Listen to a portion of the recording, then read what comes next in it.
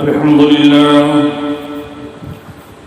لله رب العالمين والعاقبة للمتقين والصلاة والسلام على سيد الأنبياء والمرسلين أما بعد فأعوذ بالله من الشيطان الرجيم بسم الله الرحمن الرحيم ألا إن أولياء الله لا خوف عليهم ولا هم يحزنون الذين آمنوا وكانوا يتقون صدق الله مولانا العظيم وبلغنا رسوله النبي العمين المكين الكريم ونحن على ذلك لمن الشاهدين والشاكرين والحمد لله رب العالمين.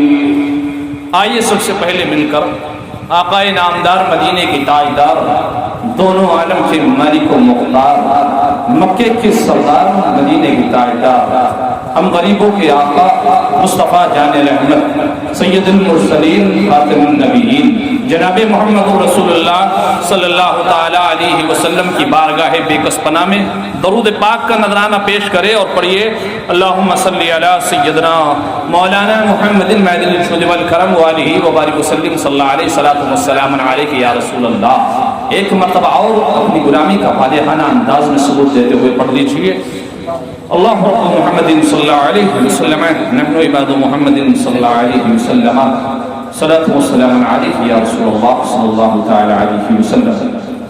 اعلی حضرت امام احمد رضا خان فضل بریلوی علیہ الرحمۃ والرضوان اپنے کلام امام الکلام میں فرماتے ہیں، اعلی حضرت فضل بریلوی فرماتے ہیں، واہ کیا جود و کرم ہے شہ بطحا تیرا، واہ کیا جود و کرم ہے شہ بطحا تیرا، نہیں سنتا ہی نہیں مانگنے والا تیرا. اور پھر اعلیٰ حضرت فاضل بریلوی کے برادر عزیز مولانا حسن رضا خان علمی رحمۃ اللہ علیہ فرماتے ہیں کہ خواجہ ہند وہ دربار ہے اعلیٰ تیرا، خواجہ ہند وہ دربار ہے اعلیٰ تیرا، کبھی محروم نہیں مانگنے والا تیرا. پھر شاعر فرماتے ہیں امیروں تمہیں اپنی امیری پہ ناز ہے، امیروں تمہیں اپنی امیری پہ ناز ہے، میں غریب ہوں مجھے اپنی غریبی پہ ناز ہے. تمہارا تو کوئی امیر نواز نہیں، تمہارا تو کوئی امیر نواز نہیں، ہم غریبوں کا غریب نواز ہے. پھر محدث اعظم ہند رحمۃ اللہ علیہ فرماتے ہیں غریب در پہ غریب آتے ہیں در پر تیرے غریب نواز، غریب آتے ہیں در پر تیرے غریب نواز، کرو غریب نوازی میرے غریب نواز. غریب آتے ہیں در پر تیرے غریب نواز، کرو غریب نوازی میرے غریب نواز. اور تمہاری ذات سے میرا بڑا تعلق ہے، تمہاری ذات سے میرا بڑا تعلق ہے کہ میں غریب بڑا تم بڑے غریب نواز. درود پاک پڑھ لیجیے اللہم صلی علی سیدنا مولانا محمد معدن الجود والکرم والہ وبارک وسلم صلی اللہ علیہ وسلم علیہ یا رسول اللہ صلی اللہ تعالی علیہ وسلم. عزیزان محترم، یہ ماہ رجب المرجب کا مہینہ ہے، اس کی بڑی عظمتیں اور بڑی فضیلت ہے. اس ماہ میں اللہ کے پیارے حبیب صلی اللہ تعالی علیہ وسلم کو معراج ہوئی ہے، اور ہم ہندوستان والوں کے لیے یہ بڑے فخر کی بات ہے کہ اس ماہ کی 6 تاریخ کو سرکار غریب نواز سلطان الہند معین الدین چشتی اجمیری علیہ رحمۃ اللہ کا عرس پاک بھی ہے. عزیزان محترم، یہ دیش ہمارا ہے، ہم اس کے ہیں، اس سے ہمیں محبت ہے، ہم اس دیش سے محبت کرتے ہیں، اس لیے کہ ہمارے نبی نے ہم کو اس سے محبت کرنے کا حکم دیا ہے. اور ہمارے لیے سب سے بڑی فخر کی بات ہے کہ جس دیش میں ہم رہتے ہیں یہ دیش کسی اور کا نہیں بلکہ میرے غریب نواز کا دیش ہے. اس دیش کا اگر کوئی بادشاہ ہے تو اس کا نام معین الدین چشتی ہے. اس دیش کا کوئی اس ذات کا نام معین الدین اجمیری ہے۔ عزیزان محترم، یہ دھرتی سرکار غریب نواز کی ہے اور ہم کو اس دھرتی پر ناز ہے، ہم کو ہندوستانی ہونے پر ناز ہے، اس لیے کہ غریب نواز بھی اسی دھرتی پر جلوہ فرما ہے۔ اسی ماہ مبارک میں آپ کا عرس پاک بڑی شان و شوکت کے ساتھ منایا جاتا ہے، جس کو ہم عید چشتیہ بھی کہتے ہیں، ہم چشتیوں کی عید بھی کہا جاتا ہے۔ عزیزان محترم، کچھ دنوں پہلے ایک بات سننے میں آئی کہ وہاں کے جو رابضی مجاور ہیں، ہم سبھی کی بات نہیں کرتے، لیکن وہاں کے جو رابضی ہیں دھڑ منجے، جن کے چہرے پر نہ سنت رسول ہے، نہ سروں پر جو ہے ان کے کبھی ٹوپیاں رہتی ہے، نہ کبھی وہ نماز کے پابند ہے، تو کچھ دنوں پہلے انہوں نے یہ اعلان کیا کہ اس عرس پاک کے موقع پر یہاں پر جو اعلیٰ حضرت کا سلام ہندوستان میں پڑھا جاتا ہے، سرکار غریب نواز کے آستانے پر نہیں پڑھا جائے گا۔ ایسا انہوں نے اعلان کیا، اور نہ یہاں اس تعلق سے کوئی کتابیں بانٹی جائے گی، نہ جو ہے کوئی ایسے معاملات یہاں پر ہوں گے، ایسا انہوں نے اعلان کیا۔ تو کیا وجہ ہے اس کی؟ اس کے پیچھے سبب کیا ہے؟ یہ لوگوں نے ایسا کیوں کہا؟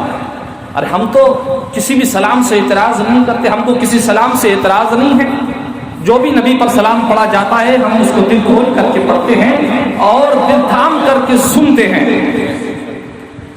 ہمارے نبی پر جو بھی سلام پڑھا جائے اس پر ہم قربان ہیں،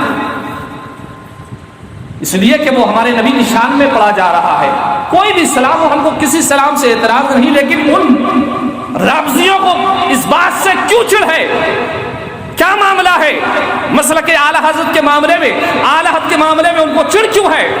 اس لیے چڑ ہے کہ اعلیٰ حضرت کا جو مسلک ہے، جس طرح نبی کی محبت سکھاتا ہے اس طرح جو ہے دشمن رسول سے جو ہے دشمنی بھی سکھاتا ہے، جس طرح نبی سے محبت کرنا سکھاتا ہے اسی طرح اس اسلام کے اصولوں سے محبت کرنا بھی سکھاتا ہے، نبی کی سنتوں سے محبت کرنا بھی سکھاتا ہے۔ اور سب سے پہلے مسلک اعلیٰ حضرت اس بات پر جو ہے زور دیتا ہے کہ مسلمان اپنے فرائض کو اچھی طریقے سے انجام دے، سب سے پہلے وہ نماز کی پابندی کریں۔ اب وہاں کے یہ جو رابضی ہے تو نہ یہ نماز کے ہے، نہ جو ہے چہرے پہ سنت رسول رکھتے ہیں، اسی لیے اعلیٰ حضرت کے نام سے ان کو چڑ پیدا ہوتی ہے۔ یہ وجہ ہے اس کے پیچھے، کوئی اور وجہ نہیں۔ یہ فقیر قادری نصیب القادری بابا کے دوحل کہتا ہے کہ یہ رابضیوں کو چڑ اگر کسی بات کی ہے تو اسی بات کی ہے کہ اعلیٰ کے ماننے والا جو ہوتا ہے وہ سرکار غریب نواز سے تو سچی محبت کرتا ہی ہے، لیکن جو سرکار غریب نواز نے پیغام دیا ہے اس پر عمل کرتا ہے، اس پر عمل پیرا ہوتا ہے۔ اس لیے کہ سرکار غریب نواز نے کوئی جو ہے بات ادھر ادھر کی نہیں بتائی، بلکہ اپنے نبی کی بات بتائی ہے، اپنے نبی کا عشق سکھایا ہے، اسلام کے قانون بتائے ہیں، تو ماننے والا اعلیٰ حضرت کا سب سے پہلے ان کی تعلیمات پر عمل کرتا ہے۔ اور غریب نواز کی تعلیمات تو یہ ہے کہ سرکار غریب نواز فرماتے ہیں کہ دنیا میں ایسے جیو کہ تم سے جو ہے کسی کو تکلیف نہ ہو، تمہاری وجہ سے کسی مسلمان کا دل نہ دکھے، لیکن یہ رابضی تو وہاں کھلے عام کہتے ہوئے نظر آ رہے ہیں کہ یہاں اعلیٰ حضرت کا جو سلام ہے وہ پڑھا نہیں جائے گا، یہاں اعلیٰ حضرت کے معاملات کی جو کتابیں ہیں وہ نہیں بانٹی جائے گی، اس لیے کہ ان کے اندر درس یہی ہے کہ مسلمانوں تم اپنے نبی کا دامن مضبوطی سے تھامو، اسلام کے قانون پر عمل کرو۔ اب یہ رابضی جو ہے نہ نماز کے ہے، نہ جو ہے ان کے چہرے پر سنت رسول ہے، نہ کسی سنت کو وہ ادا کرتے ہوئے نظر آتے ہیں، بلکہ سارا کا سارا ان کا معاملہ جو ہے وہ لوٹ پر مشتمل ہے۔ ان کے چہرے اگر کبھی دیکھ تو نظر آتا ہے کہ یہ مسلمان کا چہرہ نہیں ہے، بلکہ نہ جانے کون سے دھرم والے کا یہ چہرہ ہے۔ کبھی تو ایسا لگتا ہے کہ یہ سکھ کی طرح نظر آتے ہیں، کبھی ایسا لگتا ہے کہ یہ یہودیوں کی طرح نظر آتے ہیں، اس لیے ان کو اعلیٰ حضرت سے چڑ ہے۔ لہذا سنی مسلمانوں، سرکار غریب نواز سے سچی محبت رکھو، ان کے آستانے پر جایا کرو، ان سے سچی محبت رکھو، لیکن ان جو ہے رابضیوں کے چکر میں کبھی مت آنا اور ان کو اپنی حلال کی کمائی کبھی مت دینا، اس لیے کہ تمہاری حلال کی کمائی لے کر کے یہ لوگ سارے پیسے جو ہے وہ برباد کرتے ہیں۔ ان کے عمل دیکھے جائیں، ان کے معاملات دیکھے جائیں تو اللہ کی پناہ۔ اللہ تبارک و تعالی ہم کو غریب نواز سے سچی محبت عطا فرمائے اور ان کے حاسدین سے ہم سب کو محفوظ فرمائے۔ عزیزان محترم، سرکار غریب نواز ہند الولی سرکار تو وہ سرکار ہیں کہ جن کی شان کے کیا کہنے، جن کی بات کے کیا کہنے، جن کے معاملات کے کیا کہنے۔ ہندوستان میں آئے تو پرچم اسلام کو بلند کر دیا اور ایسا بلند کیا کہ ہندوستان والے قیامت تک کے اس کو یاد رکھیں گے۔ یہ ہندوستان کی سرزمین پر خواجہ کا وہ احسان ہے، یہ سرزمین جو ہے ان کے احسان کو کبھی نہیں بھلا سکے گی۔ اے مسلمانوں، میرے سرکار غریب نواز کی ذات وہ ذات ہے۔ سرکار غریب نواز نے جو ہے اللہ کے رسول کے پیغام کو وہاں سے لے کر کے آ کر ہندوستان میں دیا ہے، اسلام کے پرچم کو یہاں پر لہرایا ہے، لوگوں سے جو ہے محبت کی ہے، دین اسلام بتایا ہے، بت پرستی سے بتایا ہے۔ سرکار غریب نواز کی ذات وہ ذات ہے کہ سرکار غریب نواز کی ذات کے معاملات میں ہندوستان کا ہر کوئی چاہنے والا یہی کہتا ہے کہ غریب نواز غریبوں کو نوازنے والے ہیں، ان کی ذات تو غریب نوازی کرنے والی ہے غریبوں کی۔ سرکار غریب نواز رحمت اللہ علیہ کی شان کیا ہے؟ آپ نے کیسی اپنے نانا کی امت سے محبت فرمائی، کس طرح آپ محبت کیا کرتے تھے، کیا ان کے معاملات تھے، کیا ان کے اصول تھے۔